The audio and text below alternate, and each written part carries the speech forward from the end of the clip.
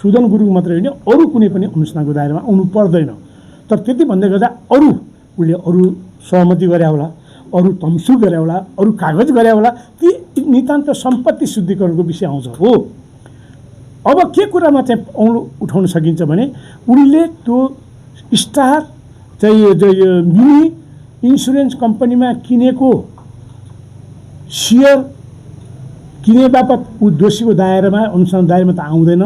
तर उनले जुन 50 लाख रुपियाँ 38 लाख रुपियाँ त्यो सेयर किन जति गरेको थियो त्यो पैसा 25 लाख भनौँ, त्यो पैसाको स्रोत के हो भनेर भिन्दै सम्पत्ति शुद्धिकरणको अनुसन्धान हुनसक्छ। उसको सम्पत्ति शुद्धिकरण अनुसन्धान अरू पनि उसले चाहिँ चैत्र 18 गते घोषणा गरेको छ नि सम्पत्ति मेरो यो छ, त्यो अनुसन्धानको दायरा आउन सक्छन्। त्यो अनुसन्धान दायरा सबैजना आउन सक्ने हुनाले यति हदसम्म चाहिँ हामीले कम्पनी लको विषयलाई मात्रै बुझाउनु खोजेको छ। यति भन्दै मैले सुदन गुरुङ ठिक छ, उसको चरित्र राम्रो छ, उसले को अनुसन्धान गर्नै हुँदैन, गर्यो भने गलत हो भन्न खोजेकै होइन।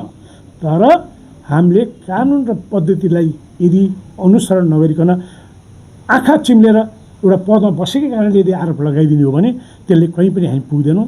र त्यसले गर्दा आज बुढी मर्यो भनेर नडराउनु, काल पस्यो भनेर डराउनु।